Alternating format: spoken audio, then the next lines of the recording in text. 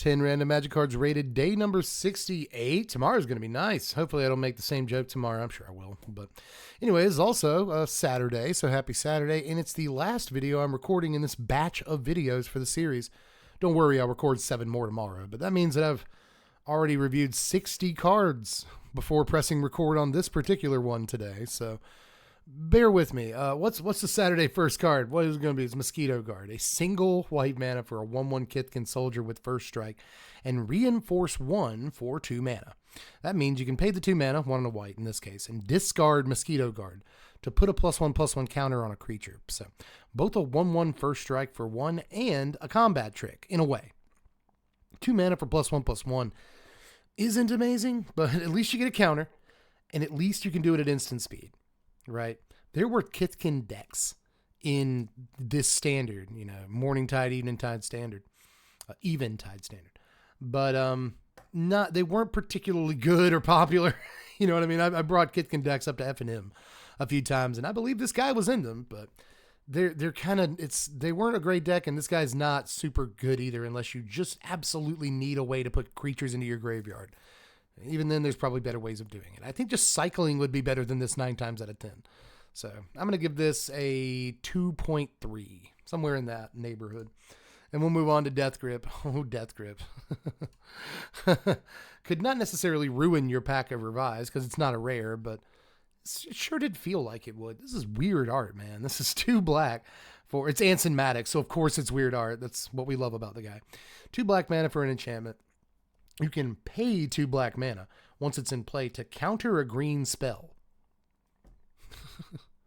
It seems busted, you know what I mean? It seems pretty good, especially considering you have, terror and other removal spells that are really, really good. Even at this point in Magic history, you got a fair number of good removal spells. So, just play this on turn 2. You don't care that they, have a couple of creatures on the table. You can clean those up with your good removal later on. And then, starting on turn 3, just leave your 2 mana up. Just leave it up and counter anything they try to cast. Starting on turn 4, you can counter 2 spells in the same turn if you have the mana for it. They'll just never catch up. Just absolutely busted card against green decks, but obviously that's narrow. Although, you could always Magical Hack this. I believe Magical Hack is the name of the card. It was a card that was in the same sets as this card, the early sets, that allowed you to change any instance of a color on a card with a different color. So I guess if you played a Death Grip and then you Magical Hack, which only costs 1 blue mana, then now you can just change the word green here in the text box of this card to whatever color your opponent's deck is. And that would be really, really annoying, although I'd never actually saw anybody try it, but I kind of want to go back and try it now. Either way, Death Grip is like a honorary 5. I'll do it. Honorary 5. This early in the video? Why not? Sure. Fires of Yavimaya, baby, dude. This is an iconic card. If you're uninitiated, wait for it. 3 mana, 1 a green and a red for an enchantment. Creatures you control have haste. You can also sack Fires to have target creature get +2/+2 until end of turn. So 3 mana, all your guys have haste is pretty good. I wager to say that if there was an ability like this in Standard for 3 mana on an enchantment, it might see play. I think some people would be like, well, I don't want to play in my aggro deck. The last thing I want to do is skip my turn 3 effectively. You know what I mean? And not play a creature that can attack on turn 3. I'd rather play a haste creature on turn 3 than Fires. And that may be the case nowadays. It could be, but back in the day, man, Fires of Yavimaya was insane. Because you've already played a couple creatures in the early game, so it has the ability to just be +2/+2. If you're pressuring your opponent's life total, you just do that the turn it comes into play. Later on in the game, though, when it's been in play for a couple of turns, your 4-drop has haste. Your 5-drop has haste. If you just have 4 mana, now your 2/2-drops that you played the turn after this have haste, and if any of them get through, they can do massive damage by sacking the Fires.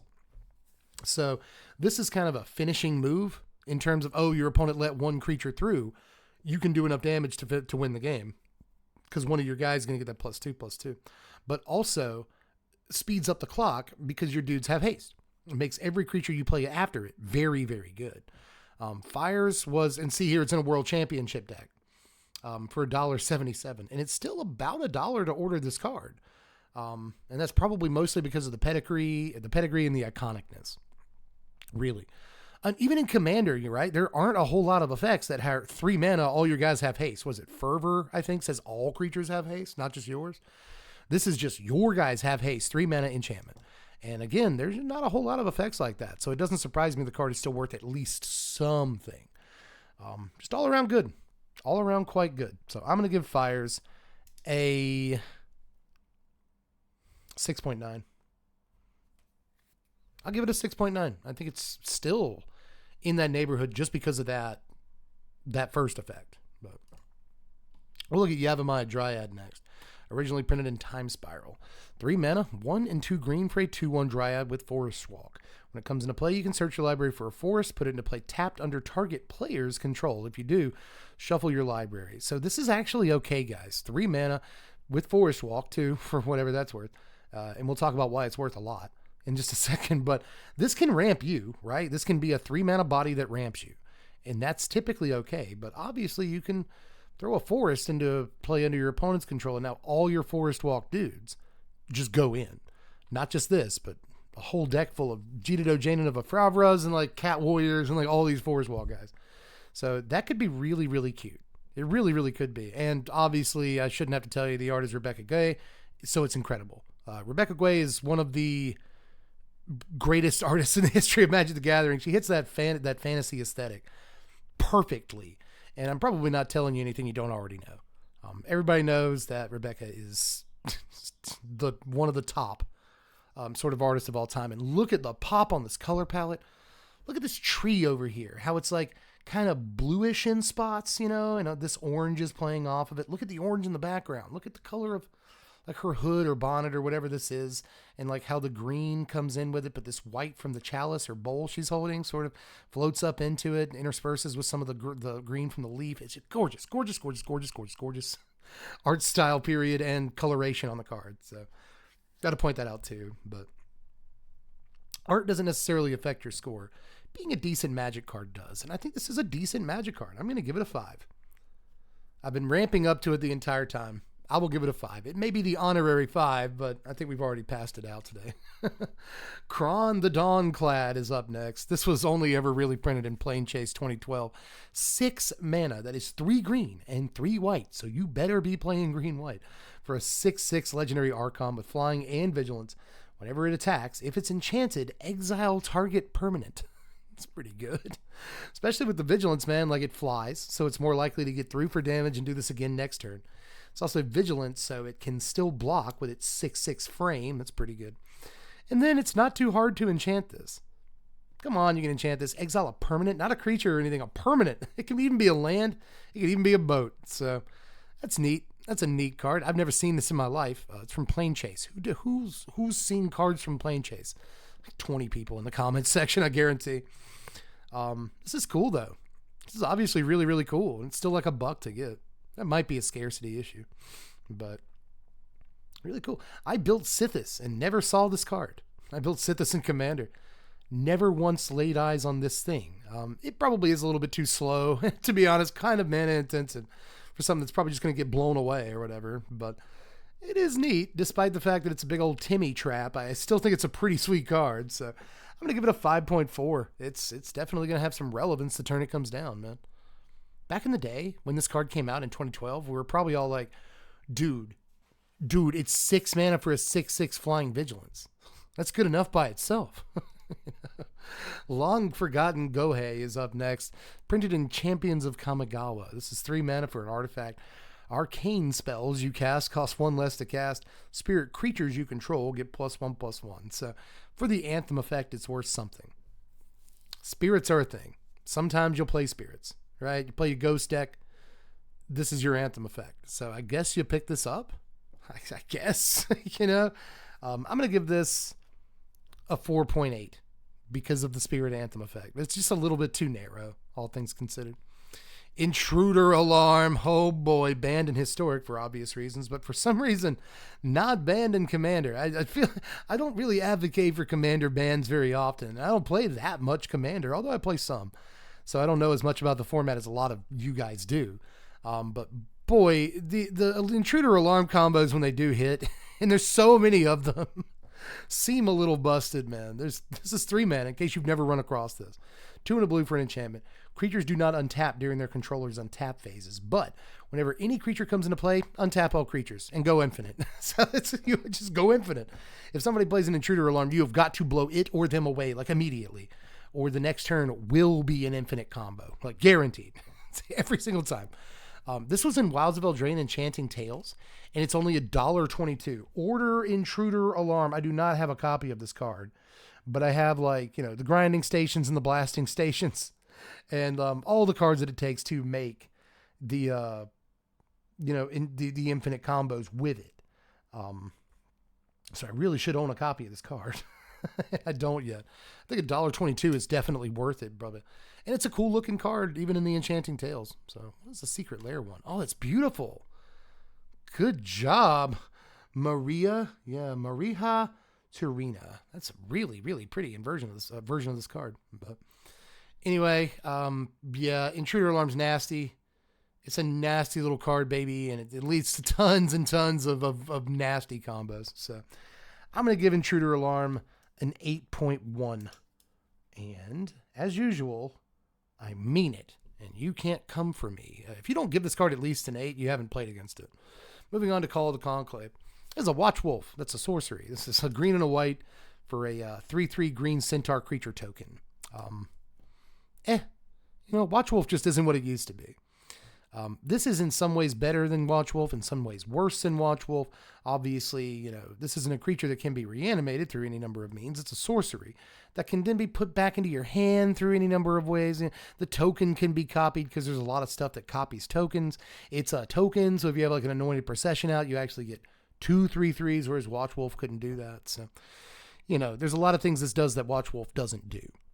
I'll throw that out there, but I still can't really give it, again, in this day and age, in 2024, 25, 2020X, when you're watching this, 2030X, hopefully, I can't really give this more than like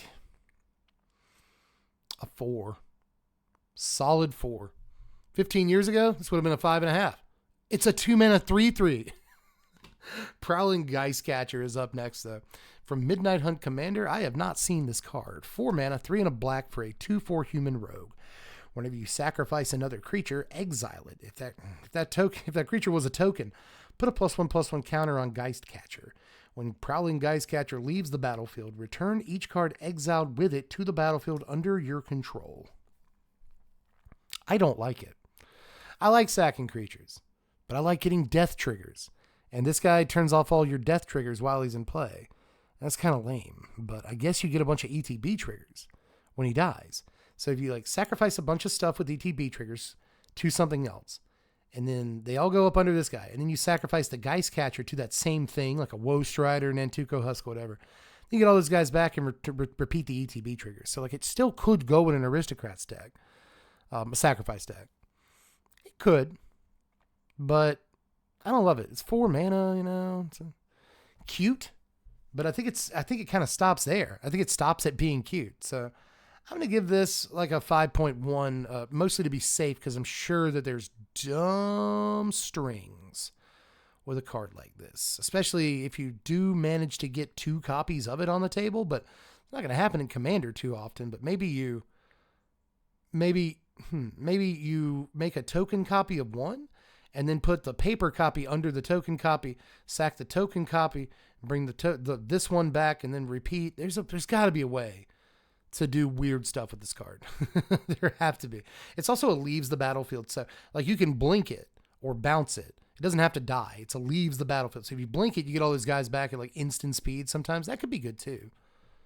That could be pretty good. And like he gets large, but he doesn't have any like keyword abilities. So I worry, but we'll move on to Montana here. Joe Montana. It does have a tilde. So Joe Montana is always a 5.